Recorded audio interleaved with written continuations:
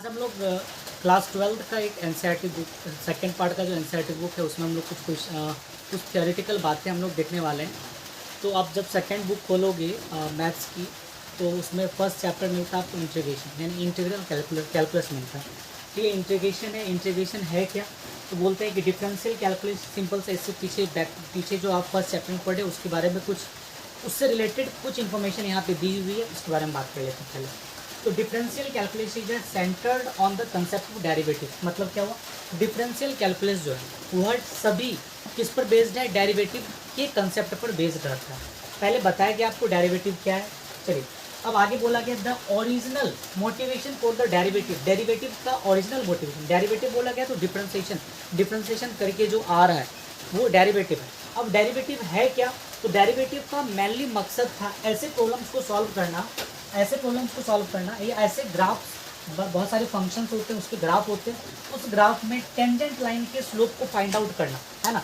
Tangent के बहुत सारे फंक्शंस के ग्राफ के टेंजेंट लाइन खींचना, टेंजेंट लाइंस के स्लोप ऑफ लाइंस को कैलकुलेट करना ही डेरिवेटिव का मकसद था। ठीक है, डेरिवेटिव का मकसद है, अभी भी मकसद है, डेरिवेटिव का मकसद है। इसके फिर बोला गया इंटीग्रल कैलकुलस के बारे में अगर बात करते हैं। ठीक है, integral calculus is motivated by the problems of defining and calculating the area region. मतलब क्या हुआ?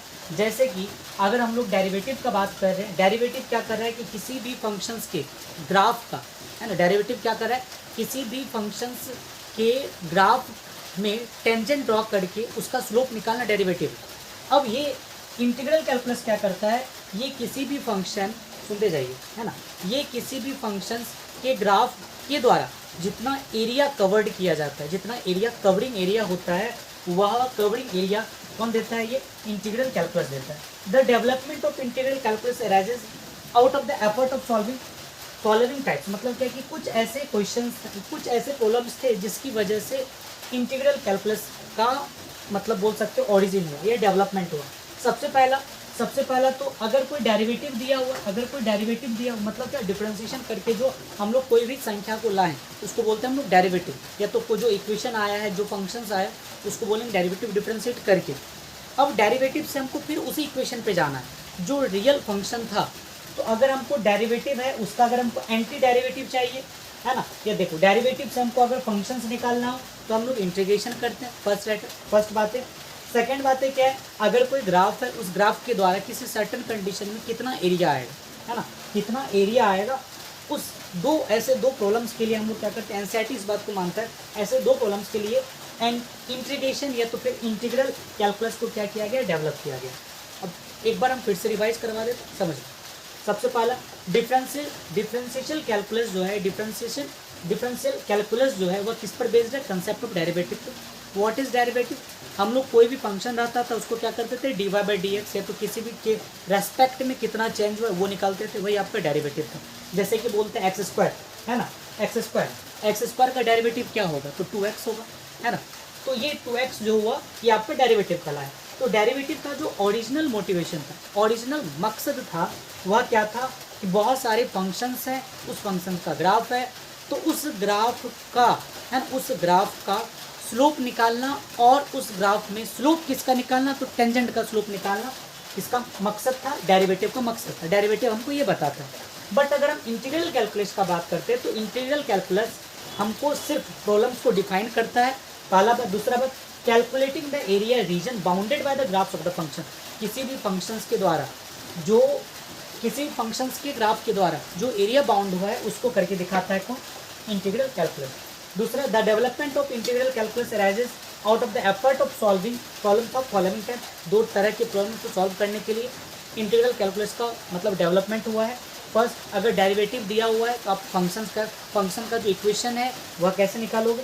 सेकंड, ये दोनों प्रॉब्लम्स हम लोग अभी लेते हैं, the problems of finding the area bounded by the graphs of the function under ये सर्टन कंडीशन। किसी सर्टन कंडीशन में कोई ग्राफ है, कोई फंक्शन है, उस फंक्शन का ग्राफ है, तो उस ग्राफ के द्वारा कितना एरिया कवर किया गया, ये आपको ये दोनों चीज़ बताता है इंटीग्रल कैलकुलस के बारे में। ठीक है, इसको सबसे पहले राइट डाउन करो, उसके फिर अगला स्टेप करो। तो आगे हम लोगों का इंटीग्रल कैलकुलस मेनली दो टाइप का होता है, एक होता है डेफिनेट इंटीग्रल और एक होता है इनडेफिनेट इंटीग्रल, जो कि हम लोग को इस बुक में पढ़ना है।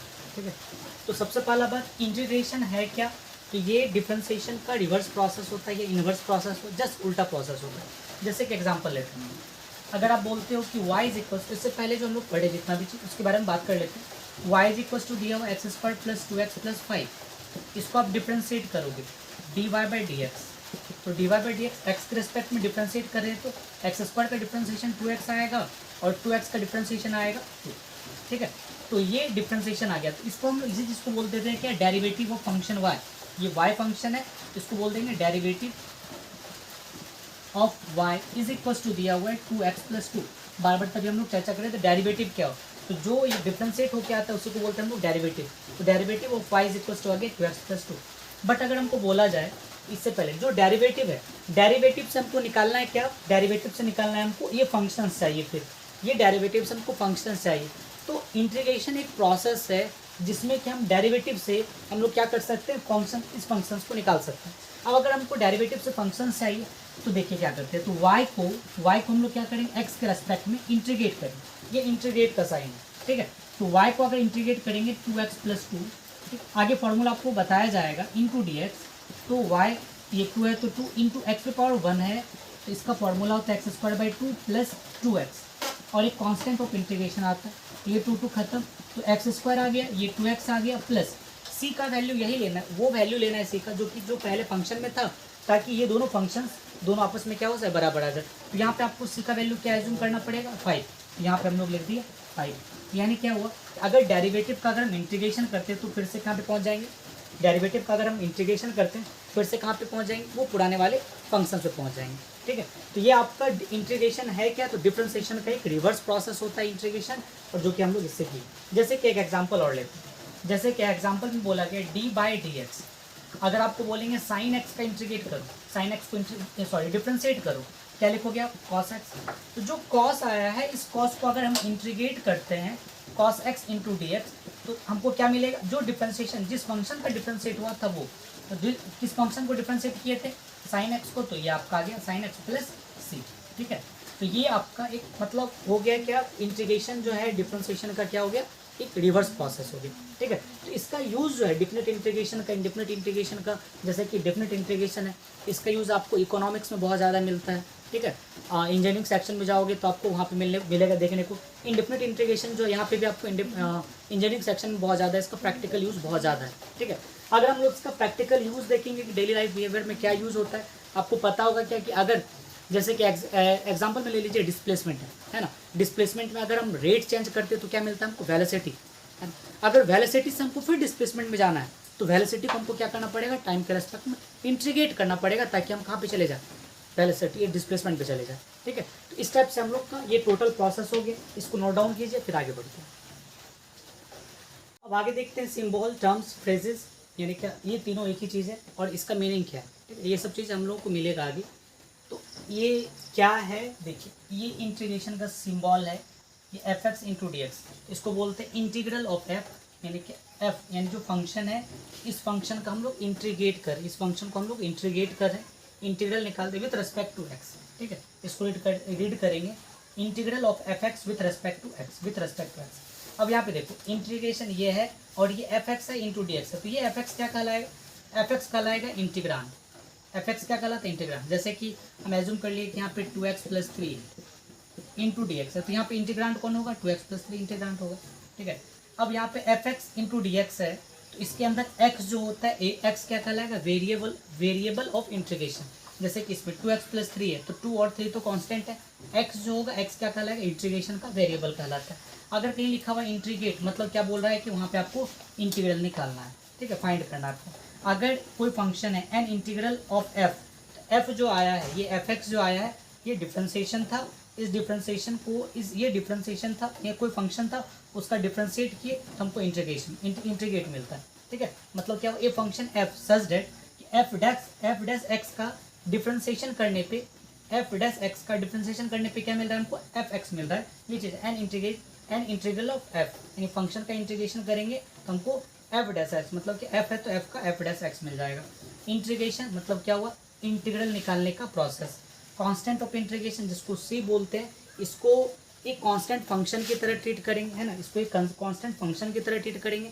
और कोई फंक्शन है, उस फंक्शन में जो कांस्टेंट रहेगा, अगर हम कांस्टेंट का डिफरेंशिएशन करते हैं तो कांस्टेंट का डिफरेंशिएशन जीरो होता है, कांस्टेंट का डिफरेंशिएशन क्या होता है, जीरो होता है, ठीक है। तो वो जीरो गायब हो जाता है, तो उस जीरो को हटाने के, उस जीरो को हम लोग फिर से, जैसे 5 है, 5 का इंटीग्रेशन करोगे, सॉरी डिफरेंशिएशन करोगे तो क्या आएगा जीरो, बट इंटीग्रेशन में तो जीरो दिखेगा नहीं, तो आप वहाँ पे क्या लगाओगे, प्लस सी, तो सी की जगह पे फिर आप क्या लगा सकते हो, वहाँ +5 का यूज़ कर सकते हो, ठीक है। तो ये आपका हो गया, ये एनसीईआरटी में अच्छी तरह से दिया हुआ, इसको आप राइट डाउन करो, उसके बाद फिर हम लोग आगे बढ़ते हैं।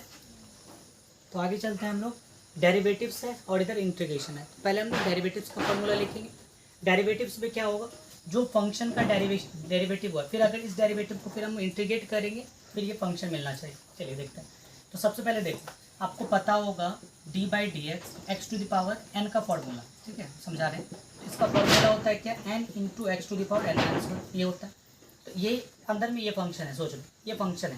तो अगर हम d/dx x⁴n+1 n+1 है, तो अगर हम इसको डिफ्रेंशिएट करेंगे, सबसे पहले तो n+1 बाहर आ जाएगा, ये तो कांस्टेंट की तरह ट्रीट हो रहा है, x⁴n+1, तो फिर ये n+1 आगे n+1 आगे आ जाएगा, फिर x⁴n+1 तो था ही ऊपर में, फिर ये -1 इस अकॉर्डिंग, इसके अकॉर्डिंग, तो +1 -1 खत्म, ये दोनों खत्म, तो क्या आ जाएगा x⁴n। तो मतलब क्या हुआ कि इस चीज़ को हम लोग ये चीज़ को ऐसे लिख सकते हैं, जो डेरिवेटिव आया इसका नाम ही है एंटी डेरिवेटिव। मतलब क्या हुआ, x⁴n × dx, मतलब क्या हुआ, इंटीग्रांड कौन है इसमें, x⁴n, x⁴n का इंटीग्रेशन अगर dx x के रेस्पेक्ट में कर रहे तो हमको क्या मिलने वाला है, तो जो इसका डेरिवेटिव किए थे, जिस फंक्शन का डेरिवेटिव किए, तो वो फंक्शन हमको मिल जाएगा। तो ये x⁴n+1 n+1 प्लस c मिल जाएगा ये, ठीक है। उसी टाइप से अगर हम आगे लिखते हैं, अगर हम आगे लिखते हैं सेकेंड नंबर में, दूसरा नंबर में लिखते हैं यहाँ पे d/dx और यहाँ पे लिख दी x, इसका डिफ्रेंशिएशन क्या होगा, तो हमेशा 1 होता है, d/dx इसका डिफ्रेंशिएशन 1 होता है। इसका अगर उल्टा करें, इसका उल्टा, जैसे कि 1 × dx, इसका डिफ्रेंशिएशन क्या होगा, x प्लस सी।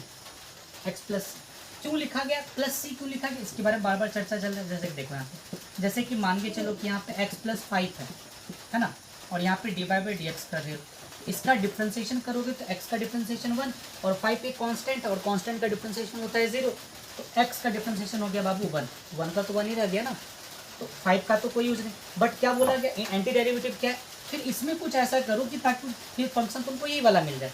तो 1 × dx करेंगे तो x तो मिलेगा ही, प्लस अब c का वैल्यू क्या रखोगे जो कि इस फंक्शन के बराबर आ जाए, c का वैल्यू 5 रखेंगे तो हमको फिर से दोबारा ये फंक्शन मिल जाएगा, ठीक है। तो चलिए अब आगे बढ़ते हैं, तीसरा फॉर्मूला लिखते हैं हम लोग, d/dx आ गया यहाँ पे sin x का पहले करते हैं, ठीक है, sin x का अगर डिफ्रेंशिएशन करोगे तो आपको क्या मिलेगा, cos x। जो डेरिवेटिव आया, डेरिवेटिव क्या है यहाँ पे, cos x, तो डेरिवेटिव को अगर इंटीग्रेट करती है तो ऐसे बोलेंगे एंटी डेरिवेटिव cos x। तो cos x का एंटी डेरिवेटिव क्या होगा, cos x का जो एंटी डेरिवेटिव होगा वो साइन हो जाएगा, ठीक है। तो यहाँ पे आ गया sin x प्लस c। उसी टाइप से अगर हम बात करते हैं चौथे नंबर का, d/dx, आपको पता होगा कि cos x का फॉर्मूला क्या होता है, तो -sin x होता है ना। अगर हम इस कंडीशन में -sin x है तो यहाँ पे हम सिंपल से लिख रहे हैं यहाँ पे sin x × dx, तो ये -sin x लिखेंगे तो -sin का cos हो जाएगा, बट यहाँ पे sin x लिख रहे हैं, दोनों साइड माइनस से मल्टीप्लाई कर देंगे बाद में। यहाँ पे क्या लिखोगे, -cos x प्लस c, कोई दिक्कत है। इसके बाद फिर आगे आते हैं, पाँचवें नंबर पे आते हैं, d/dx, आपको पता होगा 10x का डिफ्रेंशिएशन क्या होता है, sec² x होता है ना। तो अब sec² x को अगर इंटीग्रेट करोगे, sec² x × dx को इंटीग्रेट करोगे तो क्या आ जाएगा आपको, 10x प्लस c आ जाएगा, ठीक है। उसी टाइप से छठे नंबर में अगर कैलकुलेट कर लेते हैं, d/dx e⁴x का इंटीग्रेशन क्या आएगा, डिफ्रेंशिएशन क्या आ जाएगा, e⁴x, फिर आगे e⁴x × dx, तो फिर ये सेम चीज़ आ रहा है, अंदर में जो फंक्शन है वही मिल रहा है, फिर क्या आ जाएगा, e⁴x प्लस c। तो constant of integration, indefinite integration में कांस्टेंट ऑफ इंटीग्रेशन हमेशा रहेगा। तो आगे देखते हैं अब अगला फॉर्मूला है ना, d/dx, अगर आपको पता है cot x का अगर डिफ्रेंशिएशन करते हैं क्या आता है, cosec² x है ना, cot x का डिफ्रेंशिएशन करोगे तो -cosec²x, अगर आप cosec² x का डिफ्रेंशिएशन करोगे तो क्या आ जाएगा, -cot x प्लस c। ठीक है, माइनस को इधर इधर भी ला सकते हैं, इधर भी ला सकते। हम सॉलिड के लिए माइनस को इधर ना ला के आगे लिखेंगे, ठीक है। या तो आप डायरेक्ट माइनस कॉट एक्स का डिफ्रेंशिएशन करोगे तो आपको क्या मिलेगा, कॉसेक स्क्वायर एक्स। तो कॉसेक स्क्वायर एक्स का डिफ्रेंशिएशन करोगे तो इंटीग्रेशन करोगे तो आपको माइनस कॉट एक्स मिल जाएगा। अब अगली स्टेप में देख रहे हैं डी बाई डी एक्स। अगर हम सेक एक्स का डिफ्रेंशिएशन करते हैं तो क्या आता है यहाँ पे, sec x into tan x आ रहा है। इसका उल्टा करूँ, ठीक है, sec x into tan x into D x करोगे तो क्या आ जाएगा यहाँ पे, सेक एक्स प्लस सी आ जाता है, ठीक है। इसका उल्टा प्रोसेस होगा, है ना, इसका उल्टा। इसका अगर एंटी डेरिवेटिव का अगर हम लोग इंटीग्रेशन निकालें तो जो फंक्शन है, जिस फंक्शन का डिफ्रेंशिएशन हुआ है तो वो फंक्शन हमको मिल रहा है, ठीक है। फिर अगले स्टेप में काम करें डी बाई डी एक्स, और यहाँ पे हम लिखते हैं cosec X into cot X. इसका डिफ्रेंशिएशन होता है माइनस कॉसेक एक्स, ठीक है। अगर अब मान के चलिए क्या कि हम लोग माइनस, अगर हम इसको एक सेकंड उल्टा होगा, कॉसेक एक्स का डिफ्रेंशिएशन करोगे तो minus cosec X into cot X. अगर हम इसको उल्टा कर रहे हैं तो क्या आ जाएगा, cosec X into cot X into D X बराबर आ जाएगा minus cosec X plus C. ये आगे उसी टाइप से और भी बहुत सारे डी बाई डी एक्स। और यहाँ पे अगर साइन इनवर्स एक्स है, इसका डिफ्रेंशिएशन करें तो क्या आ जाएगा, 1/√100 1 माइनस एक्स स्क्वायर, ये आ जाएगा। इसका उल्टा process 1/√100 1 minus x square into D x. तो क्या लिखोगे, साइन इनवर्स एक्स प्लस सी आ जाएगा, ठीक है। उसके बाद फिर तीसरे नंबर में आते हैं डी बाई डी, अगले नंबर में D by d x ten inverse x. अगर इसका करोगे तो 1/1 प्लस एक्स स्क्वायर आएगा।